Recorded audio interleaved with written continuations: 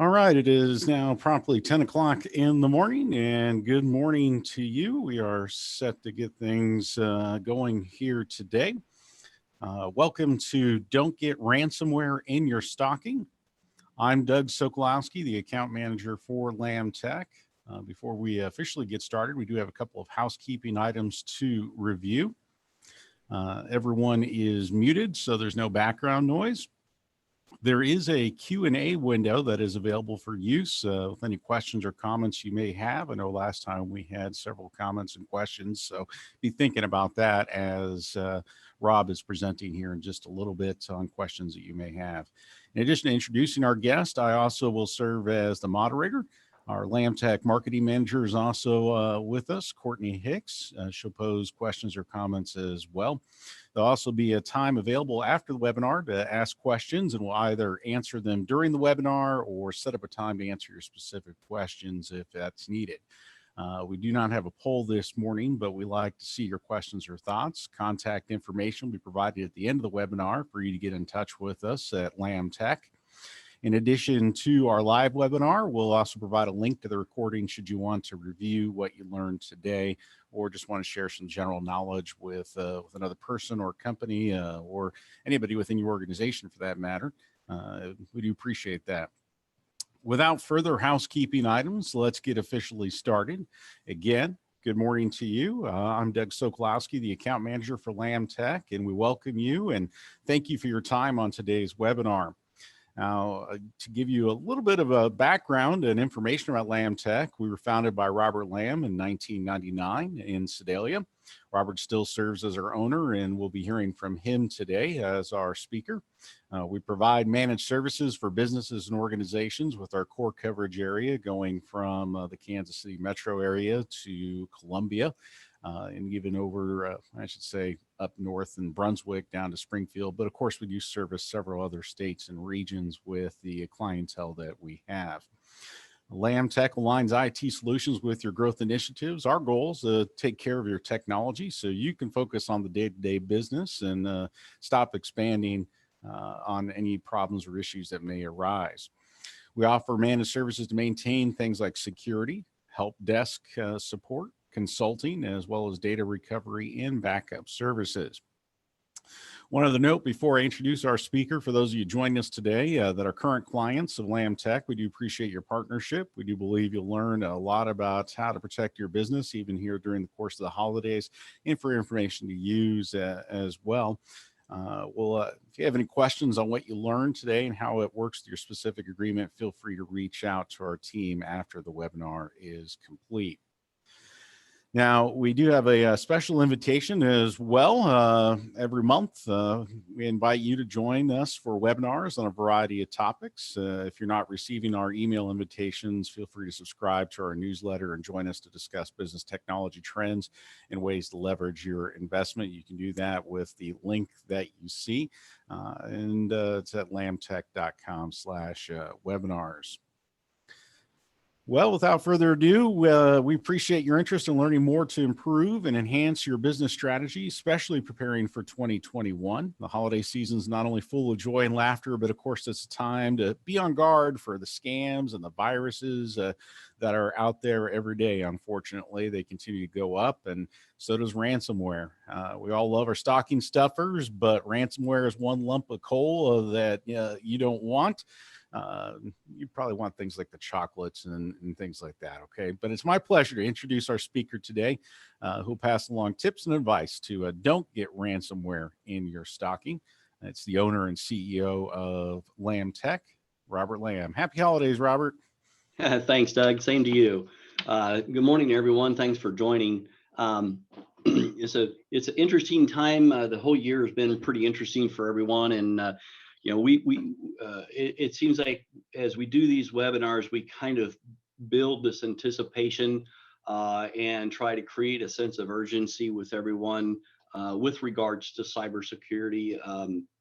There's so many different things that go on with your network that seem to take focus away from cybersecurity, just making sure your applications are running well and serving your customers.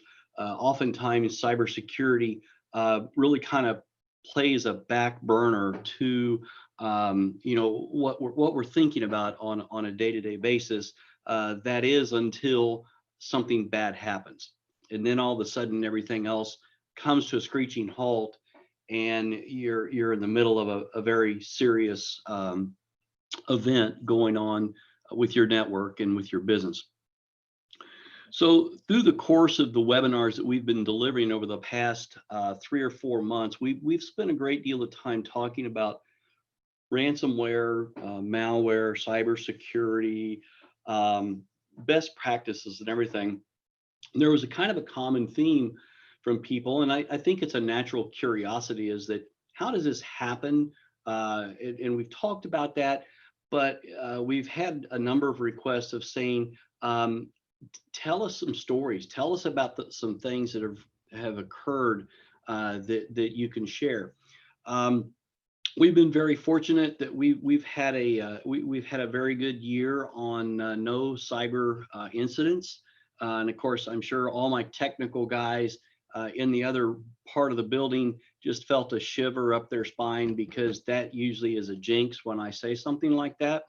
But we're very confident and happy with the way that our customers are responding to what we're doing, but we're always looking for ways to improve. And so today, what I'm going to do, just to kind of set the stage, is I do have a couple of events that I'm going to share with you.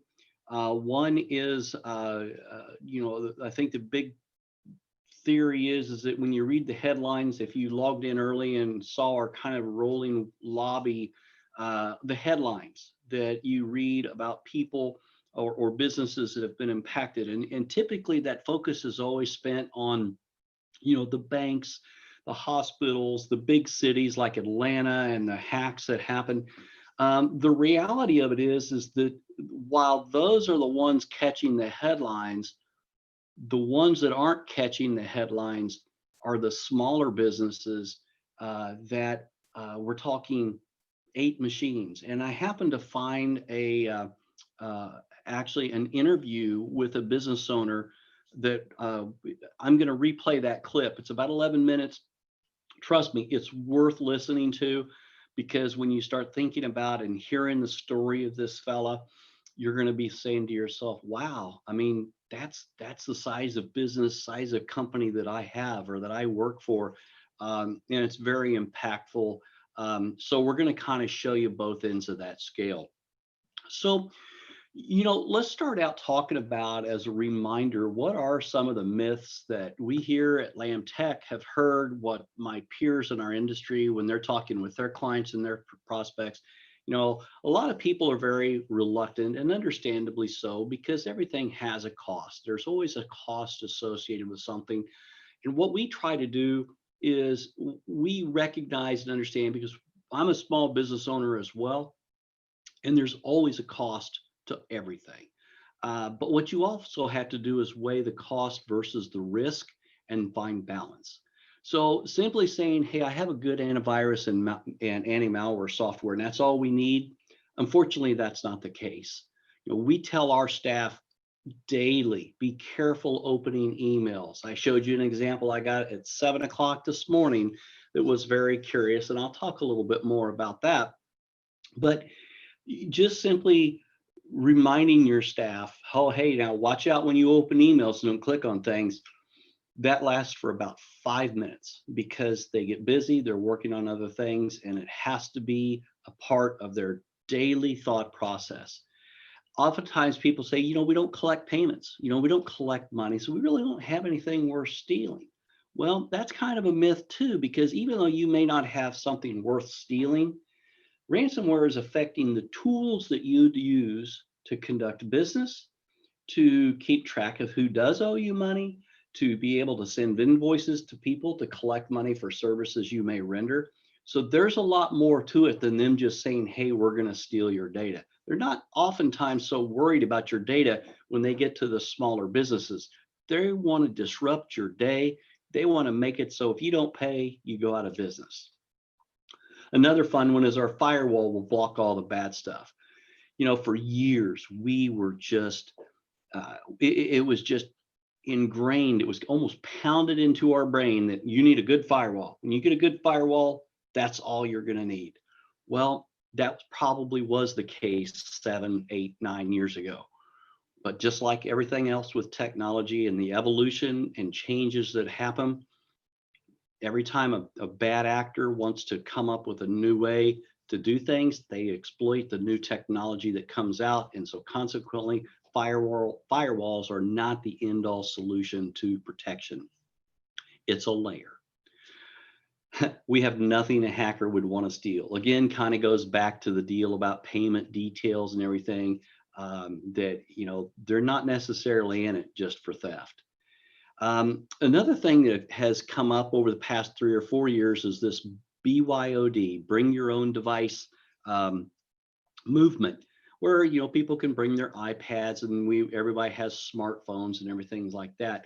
That can present an entirely different risk, in that if you don't have a separate network for those devices to connect to within your network, since they are connecting wireless, someone brings their phone in, and let's say their phone has been hacked. Android phones are a little bit more susceptible, but iPhones still have some risk as well.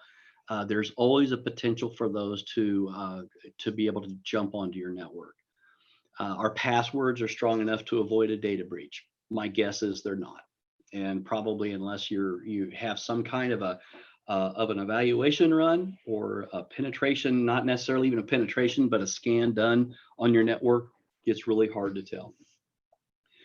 Cyber criminals don't target small and medium businesses. Well, I'm here today to prove that wrong. So one of the things that we're really excited about, and that we're very proud of, is our participation in an international peer group of IT providers. Many different industries have their own peer organizations. My suggestion is, if you're not participating, or if there is an availability to a peer group within the industry that you serve, and you're not participating in that, you should consider it. We're finding more and more peer groups when they have their associations, and it can be peer groups, it can be associations. Everybody has kind of a different nomenclature and naming to that. But I would suggest that you look into it. Our peer group has provided us a tremendous amount of resources and things to think about, best practices. Another one that I'm going to share with you today, which is the source of the first part of our presentation, is the National Grain and Feed Association. One of our largest clients belongs to this association, and was kind enough to invite me to watch a portion of a webinar that they had. Their conference was virtual this year, and they recently hosted that. And one of their big feature presentations was on cybersecurity. Now, that presentation in and of itself was about an hour long. Now, it was an eye-opening reality check. Even my client, while we've had a number of conversations with them about, hey, here's some things that we should be doing, he recognized that, yeah, we should really kind of be talking about this, but it never really kind of bubbled up to the top to being on one of those top priorities. But we watched this together, and afterwards, he looked at me and said, we really probably need to move this further up on the list.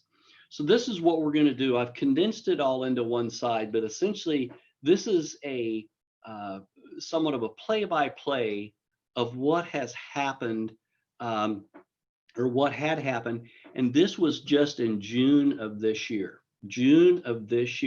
So day one, Consolidated Grain and Barge, and you can Google them, they're real. And there are news articles about it. At 2 a.m., they discovered an attack. By 5 a.m., most of their scales, pardon my misspelling, were inoperable. Now, this is a company that, like we see around a lot of our areas, these grain elevators and trucks come in, but they're a pretty large outfit. And most of the scales today are computerized, and the tickets go back to their main systems in the main office. And they generate inventory and all of the things that happen in that transaction. Well, by 7 a.m., the IT department says, we're shutting it all down. We have to figure out what's going on. So when that happened, all the farmers that were bringing in grain trucks filled with grain couldn't dump. If they tried to walk into the office and say, I want to settle and I want my check, they weren't able to do that. They weren't able to track their commodity, so they didn't know when they were going to be able to sell their grain or place orders or do anything like that. And they didn't know where their positions, whether they should be selling or should be buying. That all stopped. Most of their computers were infected. In fact, a lot of these elevators, the newer elevators, have these things called PLCs, that's programmable logic controls. And essentially they're all kinds of circuits, but they're operated by Windows computers that turn elevators on, make them start carrying grain up augers, make them start dumping the grain into barges and loading trains and shifting grain from one bin to another. They didn't know if that had been attacked. Now imagine the safety issue that's there, because we got guys that are walking on top of grain cars that are trying to move these big conveyor belts around so they could load these trains. They had to stop. So within the first week and week 1 and week 2, all their systems had to be shut down because they had to contain it. They had to figure out where everything was, what was infected. They essentially had to go back and do everything manually. That was difficult because sometimes the whole process had been replaced by automation. But the worst part of it is they had no access to the data to contact their customers. Remember that everybody talking about going paperless? Well, now if they couldn't call their customers, they couldn't email them. They may have some customers that they may have had cell phones on and everything, but it really kind of put a wrench into the entire operation. They also had the inability to print any scale tickets. When the trucks go across, they could weigh them, but they didn't have any formal tickets, formal forms anymore. They couldn't write the checks because guess what? The checks were created out of their line of business software and printed right onto the check stock. That includes routing numbers and bank account number and everything. So they had it, and this created another big thing for their industry, is because of the regulatory aspect of it. They are required by law that if a farmer comes in and says, okay, I want to get paid for, the 500 bushels or the 200,000 bushels of grain I have sold, they're required to print it. They're required to pay them, and they couldn't. This is just week 1 and week 2.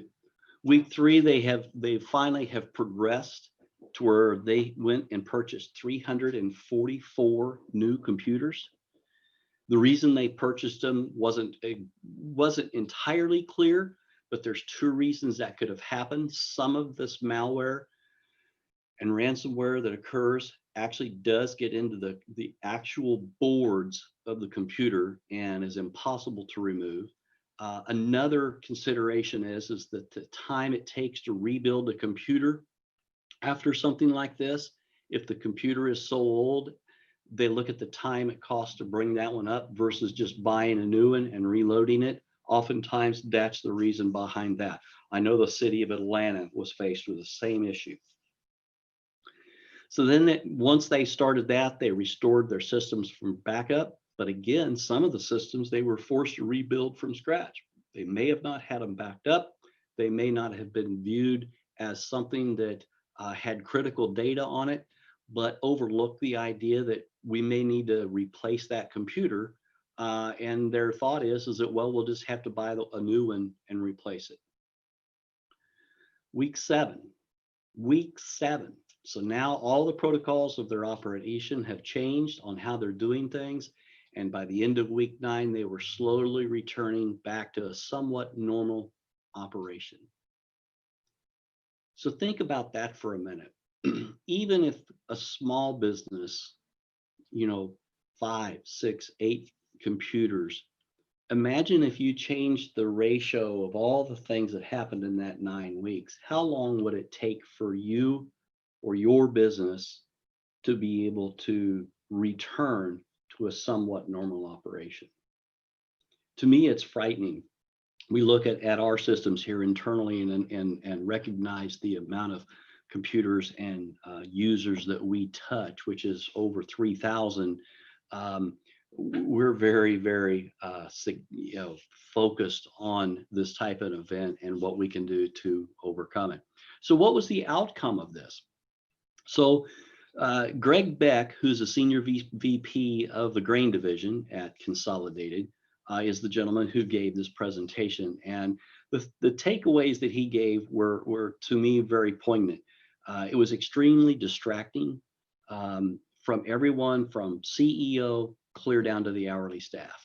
They had to have meetings upon meetings upon meetings. Granted, it's a large organization. And so, sure, there's a lot more people that you have to get organized. But even if you had 5 employees and you service a lot of customers, it's still going to be really time consuming to make sure that everything is back in place. And of course, that old adage, time is money, was very expensive. Just the time element, not to mention the 344 PCs and laptops that they bought.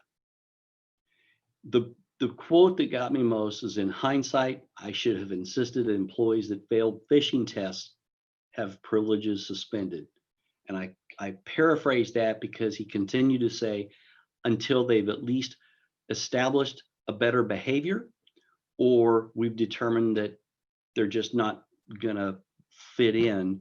And I'm not saying we need to fire people, but I think it has risen to that level of seriousness that people, employees really need to focus, because in effect, their job depends on it. So it's a big argument that a lot of our clients in our space, in the small to medium business, say, well, that's a big company. We don't have 344 computers, and we don't have millions and millions of dollars. But if you think about this, because they had millions and millions of dollars, even if they they actually did not pay the ransom, that is also a key thing to know. But even if it cost them $250,000, I don't have any idea what it cost. They didn't share that. In certain ways, they can afford it because they are so big. Yes, it made a big hit to their bottom line, but it didn't put them out of business. What do you think it would happen to your business or the business that you work for should a similar attack happen and it was just a mere fraction of that ransom? Would you be able to recover? Would the business you work for be able to recover? And that's what we're trying to point out. So moving on and showing you that yes, it can happen anywhere. I was lucky that doing some research, I discovered an actual newscast from an organization called Tech Republic. They're through all kinds of different ownerships and transfers. Tech Republic is actually connected to CBS. Excuse me. And Karen Roby interviewed the CFO of a small company, and not to repeat what you're going to hear, but what's important to think about as you listen to this is that this CFO of this company, it's an 8-employee company that manufactures cabinets, and they were attacked. So if you will, indulge me, I'd like for you to listen to this. The time goes by very quick, so give it a listen. Okay, so that was a little bit scary, but I think it also is a reality check that it only takes one click. And as timing has it, as I was preparing for this morning, I had an email come in And of course, it's Christmas. We're ordering stuff from Amazon, and sure enough, I had an order confirmation come in. I'm like, this looks kind of hokey, and sure enough, it was. And the mission of this email was probably a little bit different than just getting someone to fish. You know, the only thing that was really interesting, because I couldn't resist, is I called this help desk number. I blocked my caller ID and called them. And in fact, I called them 3 times. The first time I gave them my order ID, was wanting to confirm for sure it was going to be December 23rd. And apparently the operator that I had, which by the way, the background sounded like it was a really busy place, really didn't know what to do and put me on hold. And I think they just kind of put me on hold thinking I'd go away. So I continued about my business. I'm going to call them again. So this time I got someone else. This time I started asking for a tracking number. And at that point, after giving them all kinds of information, telling them I was Fred Griffin and everything, and I wanted tracking information, they started asking me, why did I want tracking information? And eventually they hung up on me. So the third time I called back, I told them why I was calling and wanted to know what their end game was, because why would they send me an email like this? And the guy got really rude, started using some profanity, and hung up on me. So it tells you it tells you these people are organized. I looked at this a number of times and tried to figure out what is their gimmick. And the only thing I can think of is they want you to call that 800 number after Christmas, say, hey, I didn't get this delivered, because but it's stupid, because I'm not Fred Griffin, obviously, and I'm not in Phoenix, Arizona. But if they do find somebody who is dumb enough to fall through this, if you'll notice, they'll say they'll give you, they'll refund your money within 14 days of purchase. And of course, to refund your money, oftentimes they want to confirm your credit card number and everything. So that's the only thing I can think of, because we've checked, and the message doesn't have any clickable links through it. So even though down here at the bottom of the screen, these links look like they're clickable, I've checked and they're not. But interestingly enough, now remember, always look where your the from address is. You look up here and say, this is definitely not an Amazon address. But remember, we talk about them wanting to create a sense of urgency. So here's December 23rd. We're going to make it legit. We're going to give you a phone number that works. These guys are really sophisticated. I blocked my caller ID on my cell phone. They still texted me back their verification code. So either somehow they've got my phone number associated with my email address, or they've got a way to interpret caller ID even though blocked through a cellular network. So this is just a word of caution. Everything that these 2 horror stories that we heard today certainly seem to have originated from phishing scams or email-based scams or attacks. So we just want you guys to focus on that. The takeaway from the fellow in Kentucky, a reputable hacker, and that they had selective morality. Rob, yeah. Sorry, we've got a question related to the video. We've had somebody ask, does the company's insurance cover the ransom paid to pirates like these? Well, and thank you. You led right into something that I'm going to bring up, and I will address that, because it is part of identifying and managing your risk. And I will get to that in just one moment, because when we do a risk assessment at a customer or a client or a prospect, we look at all the ways that the connectivity happens. If they've got remote access, and of course, given our work environment today, there's a lot of remote access. There's been a big shift of email and your line of businesses all going to the cloud. And then, of course, your backup solutions also are going to the cloud as well. We look at their business operations and financial and banking systems and HR and payroll systems. And then finally, the big component is employees, training, testing, accountability. My favorite term is shadow IT, which for those of you who may not have heard me discussing it in the past, really is where you have someone that works or is part of your organization that is somewhat familiar or somewhat skilled at IT and computers, and maybe they install some things on your computer that can create risk, but you're unaware of it. And the reason that I kind of dodged the question about cyber liability is because when we start to talk about it, the first thing, if you haven't ever filled out an application to get cyber coverage, they're going to be looking at these main bullet points to determine your risk, determine your insurability, which then translates into cost. So now let's talk about this. If you, and Courtney, I don't think we don't have polls turned on, do we? We do not.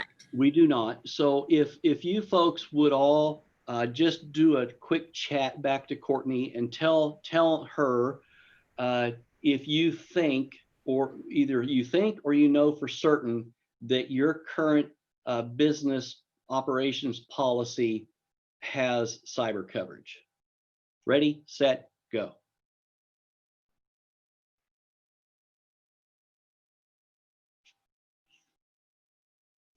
Okay. We've got one with cyber coverage. Okay.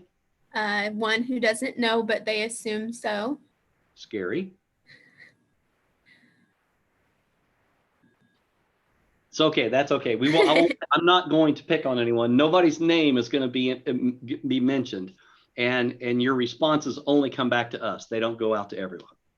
So here's the thing: cyber coverage, even though it's not new, but it is becoming more important, and there's a bigger focus on it, and insurance companies are becoming more deliberate when they tell you have coverage. And some of the coverage might be minimal, some of it might be rather extensive, and of course, but if you don't know for certain, you really want to, because in both cases that we listened to today, where they had coverage, the cabinet maker even seemed to have some knowledge or an experience that his insurance company was able to handle the ransomware. And that's really important because, I'll give you another example in that, like when we fill out ours, we have to talk about all of our different applications that we use, the clients that we serve, list out the technology that we utilize, and a lot of financial information as well. And then that helps them determine the type of coverage that you need and whether they will be able to cover you.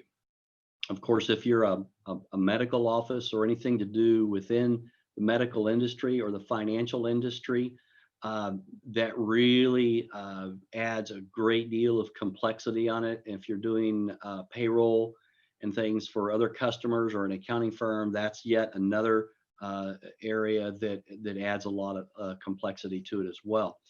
But the questionnaire is rather interesting because oftentimes it does ask you questions about what kind of training do you do with your employees? What's the frequency, and how is the training success measured, or its accountability? Who has access to your network? And whether that network is accessible remotely, and if it is, what is the process that happens? If you've not found yourself answering those type of questions, you may not have the level of cybersecurity insurance that you desire.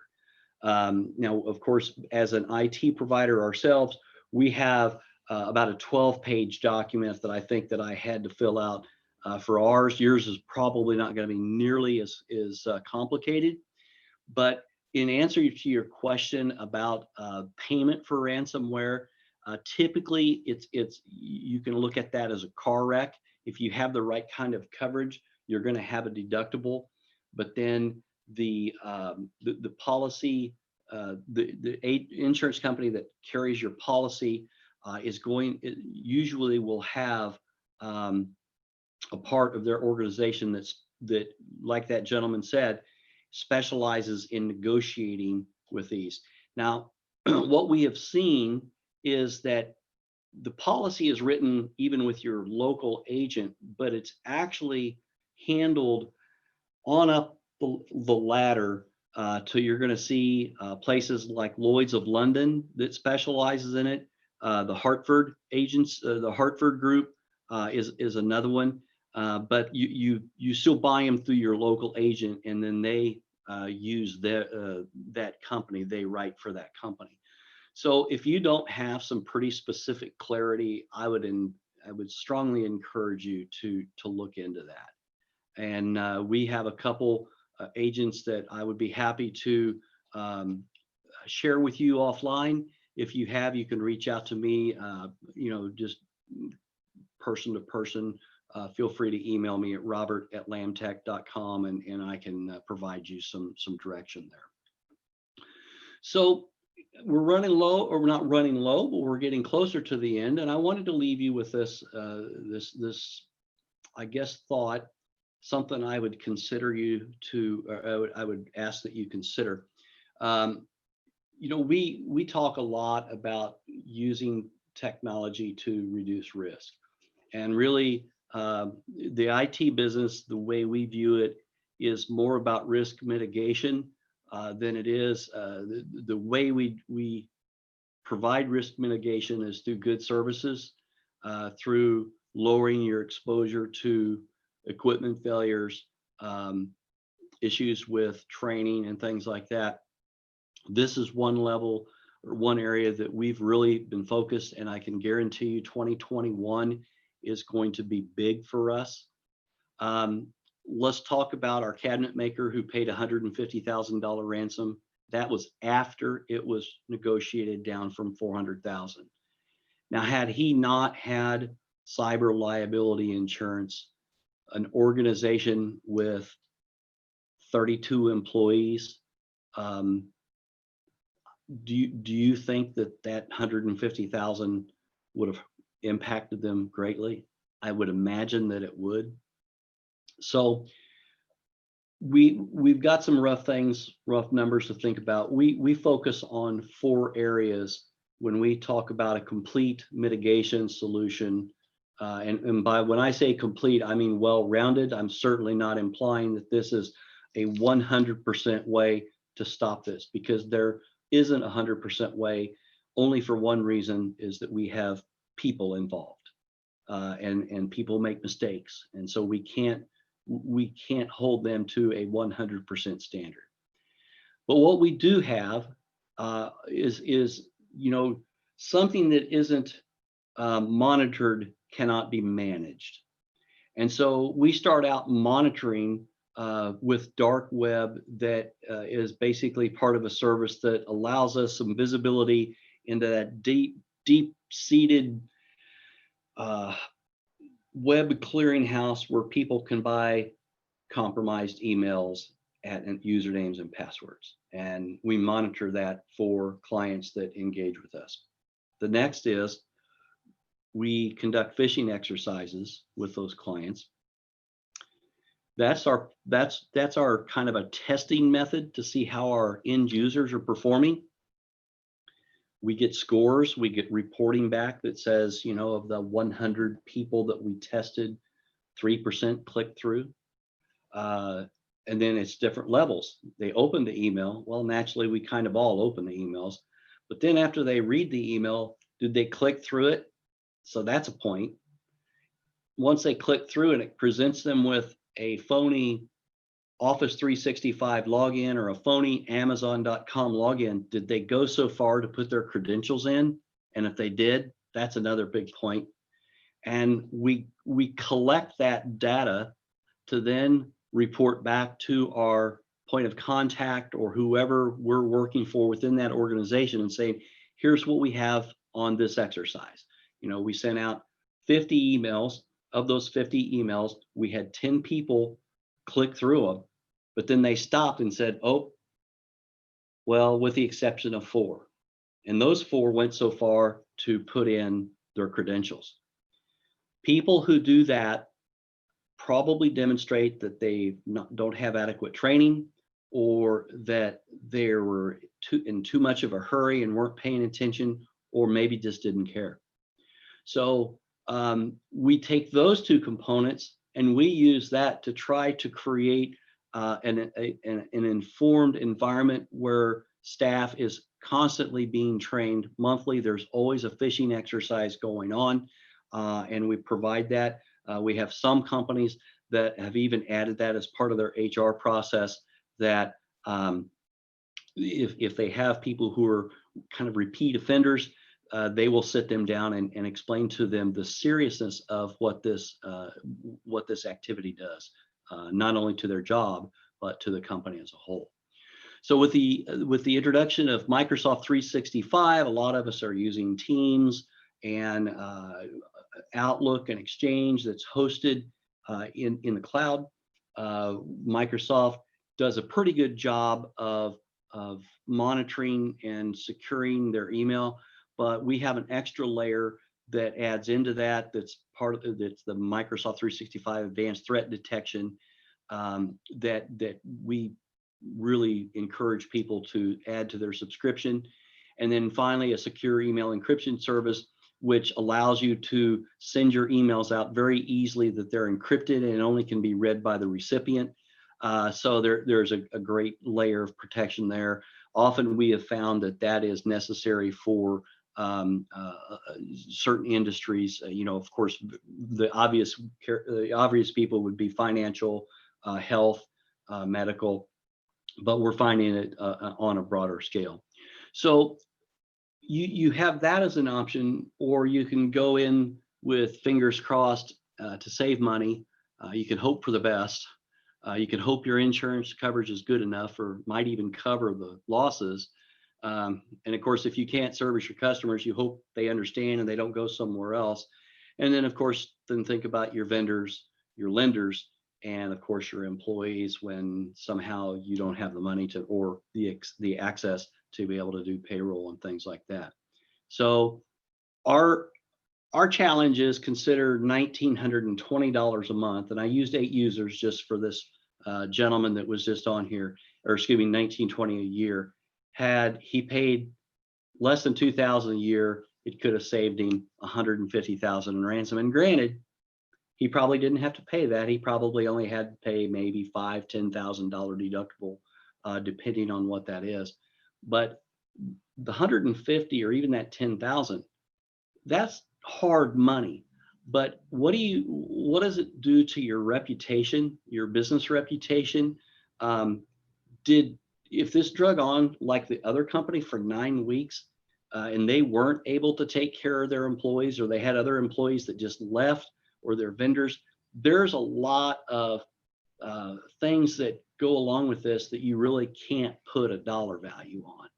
And so that's why I kind of catch myself being maybe, I won't say flip, but I will say I don't understand why, if you've got a business that you have really invested a lot of time and energy and you're proud of it and you're growing, that you should consider doing something like this, just like buying insurance on your car or your building or anything else, because that the technology asset that you're protecting is so important and so integral to your business. So, I talk a lot about hope, and I always have this saying that hope is not a strategy. I didn't create it. A lot of other people contributed to that. But when it comes to investing in cyber security and doing everything you can to defeat these criminals and do everything you can to keep out of their gun sights, I definitely would suggest talking more with Doug and the rest of the business development team, if you have some questions, we're always here to help you. And while this does sound like a sales pitch, I'm not the salesman. I'm just trying to present a viewpoint from a business owner of saying this needs to be considered just like someone would consider any other type of insurance. Because you think about it, cyber insurance is for what happens after the accident happens. You know, nobody likes to buy car insurance until their vehicle's sitting alongside of the road totaled. And so we just don't want your business to end up in that same way. So at this time, I'm kind of wrapped up. Thanks for the question on the cyber insurance. I didn't mean to turn that into a kind of a speech, but really kind of lit the fuse on what the point I was trying to make. Are there any other questions?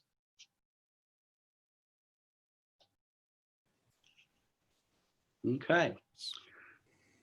Well, at this point, I want to wish everyone a Merry Christmas from me and from Lamm Tech. We really enjoy the relationships that we have with our clients. We love getting in front of new prospects. If you have someone that you feel is in a dire strait from a cyber standpoint or for an IT standpoint, we would certainly welcome the referral. We'll make you proud. And thanks again so much for your business. And Doug, I will turn it back over to you to close things out. All right. Thanks, Robert. And we appreciate your time today to help you don't get ransomware in your stocking with our owner and CEO, Robert Lamm. And again, if you're a current client and you want to see how what you learned today pertains to your agreement, feel free to call us after the webinar. If you're wanting to learn more about Lamm Tech and our offerings, you can also call me direct. My number is up there on the screen, 660-851-7342. Please remember, we also provide you with a link to this webinar. Invite you to also view our previous webinars online at lammtech.com. Again, thanks for your time. If you thought of any questions afterwards, feel free to let us know. We wish you happy holidays, Merry Christmas, and a happy New Year. And I hope you have a great and fantastic rest of your day.